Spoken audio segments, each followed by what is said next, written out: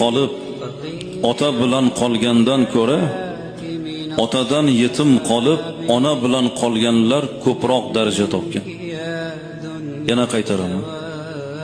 Onasidan yetim qolib ota bilan qolgandan ko'ra otasidan yetim qolib ona bilan qolganlar ko'proq daraja topgan. Imom Buxoriyni olim qilgan onalari bo'ladi. Imom Shofi'iyni olim qilgan onalari bo'ladi. Sufyon Savriyni otalari vafot etdi.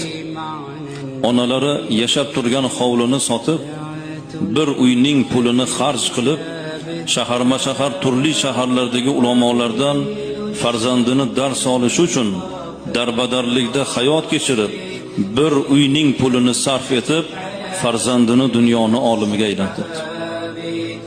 Imom Avzoiyni otalari vafot etdi. Onalari aytdilarki, o'g'lim